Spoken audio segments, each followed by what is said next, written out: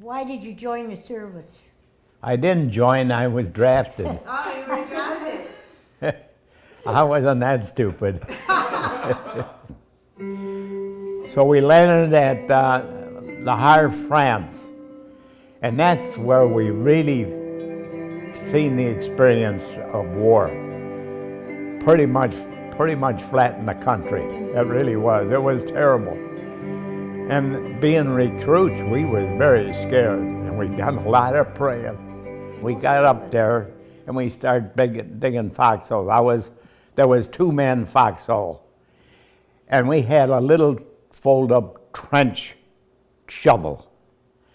Well, you tried digging a foxhole in concrete with a small shovel, it was terrible. It was really bad.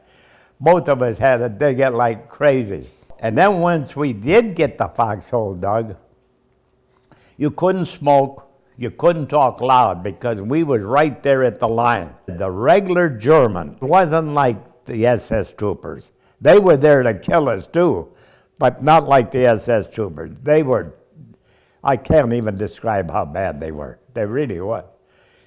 And if you ever got captured, you wish you was dead because what they did to those people, it was unbearable. When I seen them in the hospital, it was skin over bones and nothing else. It was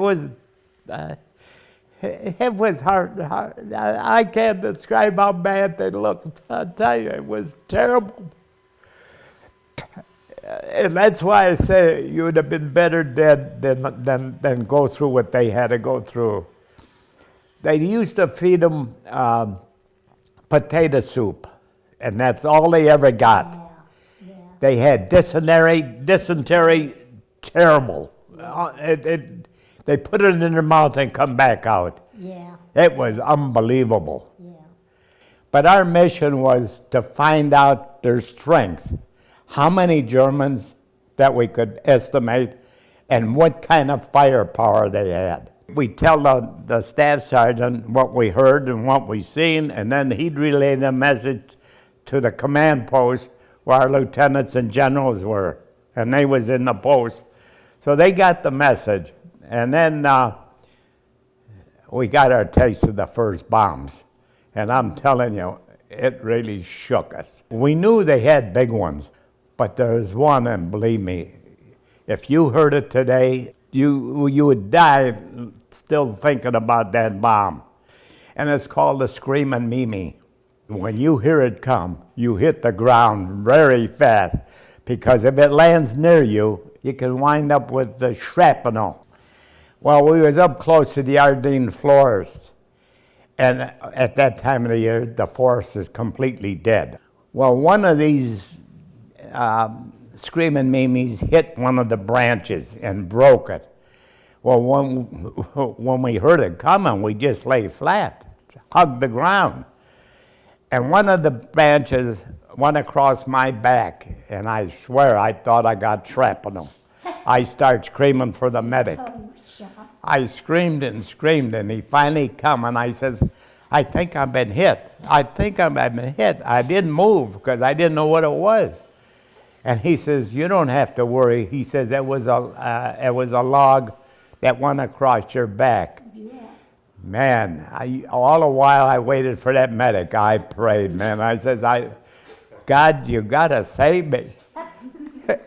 Yeah, he did. I call it a miracle that I did pull through the Battle of the Bulge.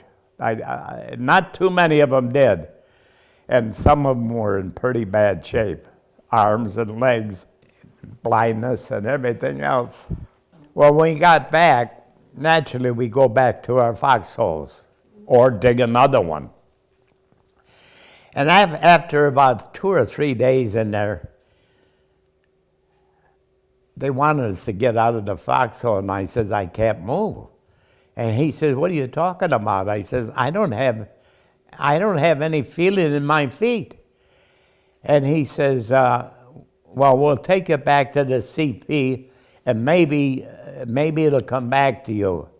So they took me on a gurney, and they took me to the CP. And my feet were blue, tingling and blue and frozen. They called it trench foot. They flew me back to Paris in the hospital. That's what I want to tell you. And there's really nothing they can do for it. No. But when they put me in bed, they have two braces they put under the mattress. And they keep the sheet above my feet so they don't touch my feet. Because the weight from the sheet was even too much. Yeah. I was in the Paris hospital for 32 days. God has been very good to us. I don't like to preach to people because religion and politics is bad business.